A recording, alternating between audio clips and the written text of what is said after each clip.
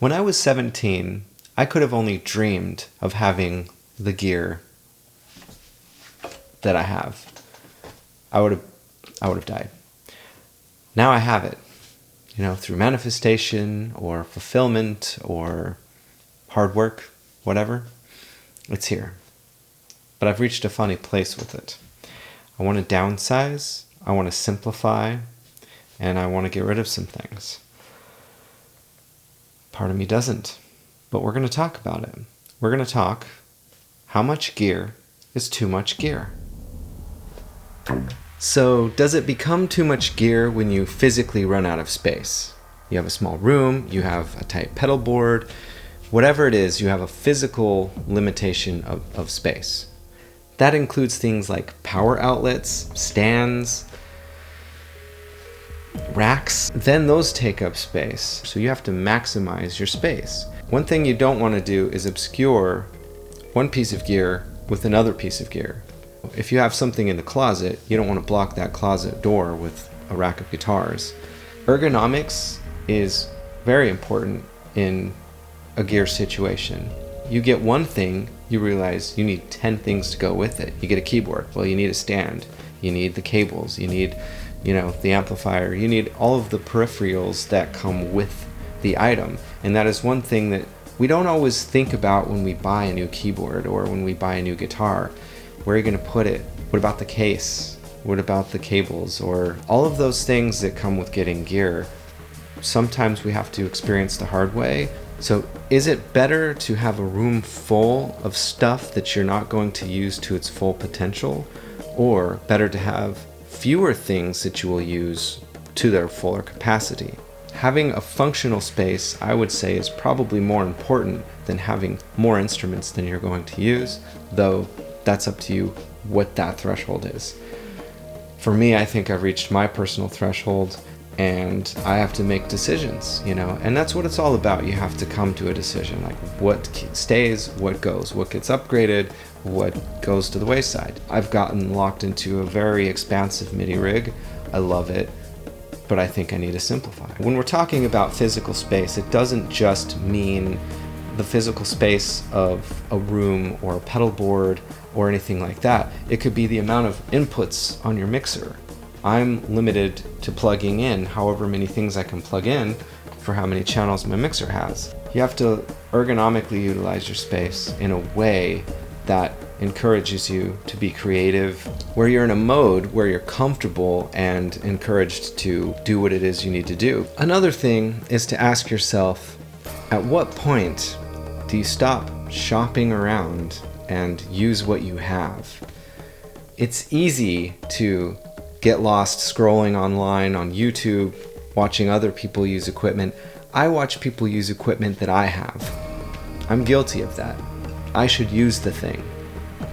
It's right there. But we get comfortable and we want to learn. We want to see how other people are using the tools we have, or the tools that we can't afford, or that we anticipate buying down the road, or that we're considering. I mean, it's a great time to be able to watch people unbox things and demonstrate them and teach you how to use them for free before you even buy it. You don't have to buy something and discover it sucks. You can read reviews, you can watch tutorials, it's all available. You can easily get lost in the endless scroll of finding new gear. It's that kind of thing where you're spending time pricing stuff or looking for the next thing instead of writing or programming a synth or developing your sound, whatever it is. Instead of practicing, recording, writing, doing whatever you're going to do to be creative for the music, right? I mean, that's why we're in it. The tendency can be just solely to consume, and it can be exciting buying and selling, and that is a hobbyist kind of mentality. There's nothing wrong with the hobbyist thing, but that's if that's what you're doing. You've got to recognize that that's what you're doing and that's what you want to do. It's easy to buy and flip stuff, and if you want to make a couple extra bucks, that's great, it's fun. There's always something great coming out too, which is tempting, and it takes you away from what you have in a sense that it's new and exciting. Or you discover something vintage that's starting to become popular again. The shopping aspect of it can be quite addictive, and it's something you can get lost doing. So it's easy to, watch people online play with the synth you have, or, play guitar licks and stuff, as opposed to doing it yourself. I probably spend more time than I should shopping and, pricing stuff. The shopping is fun, but it can take away from the creativity. When do you actually use everything? It's nice to have things in the closet or in drawers under the bed. It's nice to know you have them, and you might use it once or twice a year. Is it worth having for that? Myself, I don't know anymore. There's certain things that's like, well, I like having it, but do I need it? I don't know. Probably not. It's not the thing I need that's going to complete the song. It's not helping the writing phase currently. So those are decisions, I think, that, for me, indications that some things might have to go. Though I don't necessarily want that to be the case. You don't get around to using everything as much as you'd like. Having so many synths is interesting because I love them all. They all do something different. They are all programmable to the point where I'm not going to program them all. Using something to its full potential is part of having a relationship with something. Well, the more things you have, the more you start to spread yourself thin in terms of developing a personal relationship with that item. This synthesizer, for example, I could spend my life programming it and knowing it inside and out, but I've only gotten so far. I've only scratched the surface of what I can do with this. That's because I have this one, and that one, and that one, and this one, and that one. You can't give your full attention to one thing and live your full potential through it, and vice versa. You run the risk of diminishing the depths that you can take with something when you have other things. One positive is, if I learn something about this synthesizer, I can take that knowledge and apply it to another synthesizer. And that has tricked me into getting a ton of synthesizers, and that's not necessary for what I want to do, but I like to learn everything I can. Even in a situation where you have a ton of things that are plugged in and ready to go, you're still adding things to the equation because, well, what if I want to add an effect to this? What if I want to run this through this pedal? Okay, now I have to go dig out the cables and find a power supply. I mean, it becomes a logistical nightmare. You're adding steps to utilizing something. When you're adding steps to utilizing the instrument, then you're not inclined to use it. It's more important to utilize something to its full potential than to spread yourself thin with a bunch of things that you're not even going to use to its full potential, or at all. How much are you going to use something really? And is it worth keeping? Where's that line? When does the research stop and the usage of the gear begin? So, if I get a synthesizer, I might have to read the manual or look up forums online or make repairs to it or watch videos. I mean, that is a whole thing unto itself, but that's just for one synthesizer. Everything has its inherent learning curve with it. There's a language associated with virtually every avenue, synthesizers to modular to drums to you name it. There's a whole language associated with that, and there's a learning curve. If you're going to learn about all of that stuff, you've got to do your research and homework. The information's there, so there's no excuse not to learn about something. You can find a manual, a PDF online for virtually anything. At what point does this learning curve stop and the creativity begin?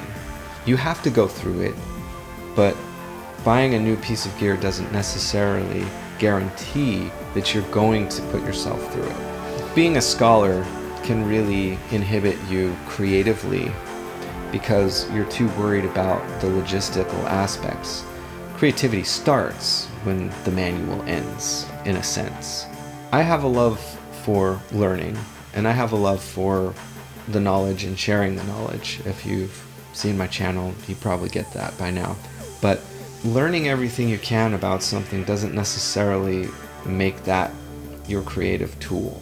Studying the tool doesn't necessarily study the application of that tool. We are taught to learn everything we can about something, but that's not always appropriate. It's easy to get locked into the scholarly mindset of just consuming knowledge, but applying the knowledge is more important. At some point, you kind of have to stop learning and start doing. And that's one reason I want to downsize, is because I feel that I like learning too much. What's that old joke? How many guitars do you need? Just one more. And the wife says, all right, I'm filing for divorce. That's the old joke, but for some it's true. The young musicians don't have that problem because they don't have money for new instruments. And that's the other thing, is that not everybody has the means to get more gear or to have too much gear. I'm guilty of all of this. I'm guilty of scrolling on YouTube, watching people use gear that I have instead of using it myself. I'm guilty of shopping, buying and selling. I'm guilty of hoarding and collecting. I'm guilty of all those things because I like those things as well. But when I realized those things getting in the way of the songs and the music and the albums, that's when I have to reconsider what I'm doing. What am I in it for? I like that I've had the experience of being able to buy and sell and collect and shop and learn everything I can. For me, song is king. And when your gear is becoming an obstacle, it's time to reconsider. I think I'm making this for myself. Hopefully some of you can get something out of it. I would love to hear your stories and your thoughts on the subject. How much gear is too much gear? And I have to ask myself that. My space is getting a little uncomfortable, it's getting a little crammed, I'm not utilizing everything to its full potential, I'm not as prolific as I want to be, and these are signs that are pushing me to my decision.